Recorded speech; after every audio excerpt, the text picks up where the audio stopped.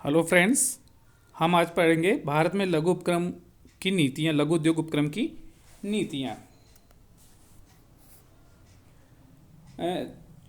जो लघु उपक्रम प्रस्ताव औद्योगिक नीतियाँ थी 1991 की औद्योगिक नीति के संकल्प के बाद कोई औद्योगिक नीति का संकल्प कभी पारित नहीं हुआ, ये हमने पिछले लेक्चर में जाना। इसके बाद इस नीति के अधीन कुछ छोटे मोटे पैकेज की घोषणा की गई और इन पैकेजों को सामान्यतः लघु उद्योग नीति पैकेज के नाम देते रहे। हम जानेंगे कि ये पैकेज क्या थे और इनमें क्या सुविधाएं दी गई। पहला था लघु उद्योगों के लिए व्यापक नीति पैकेज 1999-2000।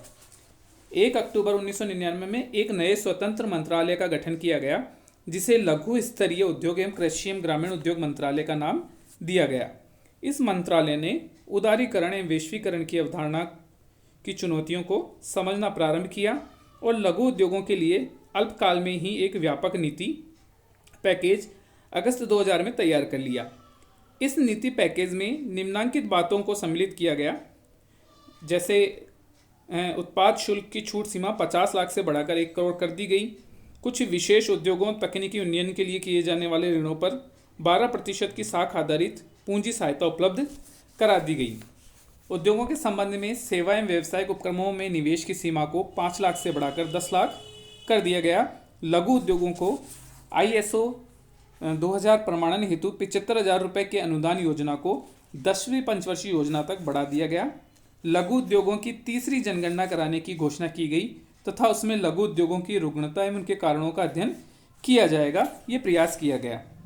लघु उद्योग संघों को जांच प्रयोगशाला की स्थापना के लिए एक बार 50% पूंजी अनुदान देने की घोषणा की गई और कंपोजिट ऋण राशि 10 लाख से बढ़ाकर 25 लाख कर दी गई। उद्योगों के निरीक्षण की प्रक्रिया को ठीक करने तथा अनुपयोगी कानून एवं विनिमय को समाप्त करने हेतु सुझाव देने के लिए एक कमेटी या दल की घोषणा की गई। विद्यमान समन्वित आधारभूत संरचना विकास योजना के क्षेत्र का विस्तार कर संपूर्ण भारत में सभी क्षेत्रों को इसमें सम्मिलित करने की घोषणा की गई। इस योजना के 50% कोष ग्रामीण क्षेत्रों में व्यय करने की घोषणा की। प्रधानमंत्री रोजगार योजना के अधीन रोजगार पात्रता के लिए पारिवारिक आय सीमा को 24,000 से बढ़ाकर 40,000 वार्षिक कर दिया गया।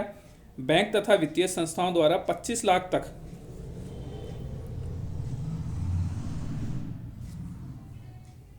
के ऋण दिए गए। क्रेडिट गारंटी स्कीम की घोषणा की गई। राष्ट्रीय समता पूंजी कोष के अधीन परियोजना लागत की सीमा को बढ़ाकर 50 लाख कर दिया गया। इसके बाद नेक्स्ट जो पैकेज था वो था लघु उद्योगों के लिए व्यापक नीति पैकेज 2001-2। ये लघु उद्योगों के लिए पुनः एक नीति पैकेज तैयार किया गया था जिसमें होजरीज एवं हैंड टूल उद्योगों में निवेश के लिए सीमा को 1 करोड़ से 5 करोड़ कर दिया गया। क्रेडिट गारंटी फंड योजना के अधीन कोष की राशि को 125 करोड़ से बढ़ाकर 200 करोड़ कर दिया गया। सरकार ने लघु उद्योगों के लिए आरक्षण नीति को कम महत्व देते हुए जून 2001 में 14 उत्पाद मदों को आरक्षण से मुक्त कर दिया, अर्थात सभी उद्योगों के उत्पादन के लिए स्वतंत्र छोड़ दिया।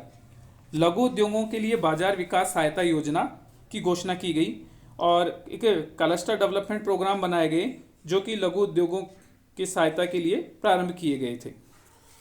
इसके बाद जो पैकेज की घोषणा की गई वो थे लघु एवं मध्यम उद्योग के लिए व्यापक पैकेज नीति 2004-5। वित्तीय वर्ष 2004-5 के दौरान सरकार ने लघु एवं मध्यम उद्योगों के लिए नीति पैकेज की घोषणा की। इस पैकेज में जो मुख्य बातें थी वो इस प्रकार थी। सरकार ने असंगठित क्षेत्र के उपक्रमों के लिए सितंबर 2004 में एक राष्ट्रीय आयोग का गठन किया। इस आयोग को औपचारिक संगठित क्षेत्रों के उपक्रम की उत्पादक में सुधार, क्षेत्र में रोजगार के अवसरों की उत्पत्ति तथा इन्हें संस्थागत ढांचे में साख सुविधाएं, कच्चा माल, आधारभूत संरचना, तकनीकी उन्नयन, विपणन सुविधाएं, कौशल विकास आदि की सुविधाओं से जोड़ने हेतु सुझाव देने का दायित्व सौंपा गया। अक्टूबर 2004 में 85 उत्पाद मदों को लघु उद्योग के लिए आरक्षण से मुक्त कर दिया गया। तकनीकी उन्नयन एवं प्रतिस्पर्धा क्षमता के विकास के उद्देश्य से खेल कूद के 7 उत्पाद मदों वाले उपक्रमों की निवेश सीमा को बढ़ाकर 1 करोड़ से बढ़ाकर 5 करोड़ कर दिया गया। अप्रैल 2004 में ही लघु उद्योग विकास बैंक सिडबी ने 1,000 करोड़ का एक लघु एवं मध्यम उपक्रम कोष बनाया। इसमें से 80% ऋण लघु उद्योग इकाइयों को उपलब्ध किए जाएंगे। इनमें प्रचलित प्राइम लैंडिंग रेट से 2% कम ब्याज लिया जाएगा। रिजर्व बैंक ने कंपोजिट ऋण की सीमा 50 लाख से बढ़ाकर 1 करोड़ कर दी। लघु उपक्रमों के लिए संवर्धन पैकेज का श्री गणेश इस नीति में किया गया। नेक्स्ट जो पैकेज आया वो 2005-06। 2005-06 के दौरान सरकार ने लघु एवं मध्यम उपक्रमों के लिए जो पैकेज की घोषणा की, उसमें 180 ऐसे उत्पाद मदों की पहचान की गई जिन्हें लघु उद्योगों के लिए आरक्षण से मुक्त किया जा सकता है। सेवा क्षेत्र में लघु एवं मध्यम उपक्रमों की पहचान की गई तथा उन्हें निर्माणी क्षेत्र के लघु उद्योगों के समान ही समझा जाएगा, कहा गया। क्रेडिट गारंटी फंड के कोष की राशि 1132 करोड़ से बढ़ाकर 2006 में 2000 करोड़ कर दी गई। लघु उद्योग क्षेत्र से ऋण प्राप्त करने वालों में 30,000 व्यक्तियों की प्रमुख प्रवर्तकों के रूप में पहचान कर उन्हें बीमा सुरक्षा प्रदान की गई और इस बात पर विशेष ध्यान दिया गया कि क्लस्टर डेवलपमेंट मॉडल को केवल निर्माणी उद्योग के संवर्धन हेतु उपयोग नहीं किया जाए, बल्कि इस मॉडल का उपयोग औद्योगिक कस्बों के नवीनीकरण तथा नए औद्योगिक कस्बों के निर्माण के लिए भी उपयोग किया जाए।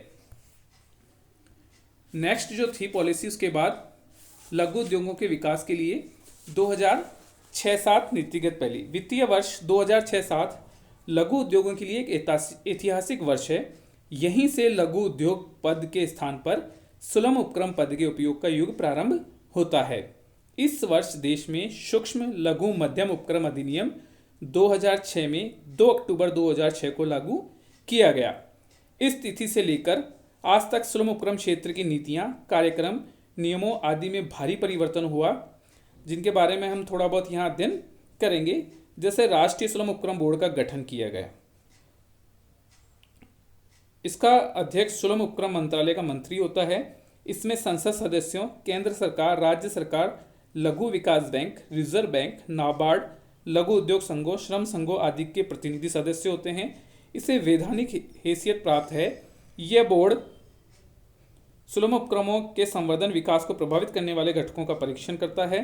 सुलभ उपक्रमों के संवर्धन विकास हेतु केंद्र सरकार की नीतियों एवं कार्यक्रमों का पुनरावलोकन करता है। सुलभ उपक्रमों के संवर्धन विकास से संबंधित केंद्र सरकार द्वारा प्रस्तुत किए गए विषयों पर अपनी अनुशंसा देता है और इस अधिनियम के अधीन स्थापित कोषों के उपयोग पर केंद्र सरकार को परामर्श भी देता है।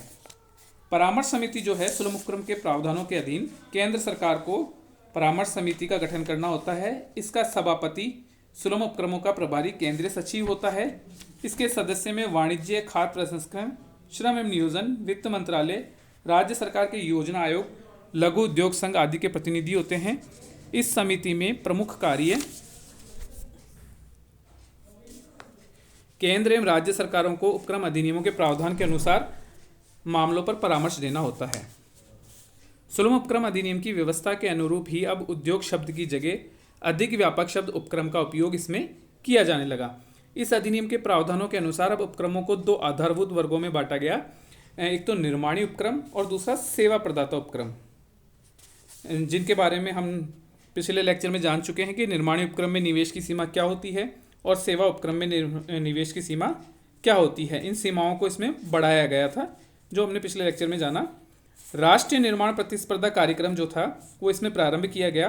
केंद्र सरकार ने निर्माणी क्षेत्र के उपक्रमों, विशेष लघु मध्यम उपक्रमों की प्रतिस्पर्धा क्षमता में सुधार के लिए वित्तीय वर्ष 2005-06 में राष्ट्रीय निर्माण प्रतिस्पर्धात्मक कार्यक्रम को बनाने की घोषणा की गई थी, जिसे 2006-07 के बजट में क्रियान्वित करने की योजना थी।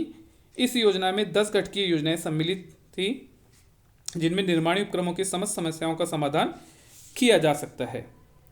लघु स्तरीय क्षेत्र के निर्माण हेतु उत्पाद मदों में आरक्षण की समाप्ति प्रक्रिया को आगे इसमें बढ़ाया गया। सरकार ने पुनः दोहराया कि लघु उपक्रमों को तकनीकी उन्नयन, निर्यात संवर्धन, बड़े पैमाने के लाभों को प्राप्त करने हेतु अवसर उपलब्ध कराने के उद्देश्य से लघु स्तरीय क्षेत्र का निर्माण हेतु आरक्षित उत्पाद मदों को आरक्षण से मुक्त करना जारी रखेगी। इस तरीके से इस 2006-07 की जो नीति थी, इसमें बहुत परिवर्तन हमें देखने को मिले और अब इसी में कुछ सुधार और संशोधन समय समय पर किया जाता रहा है।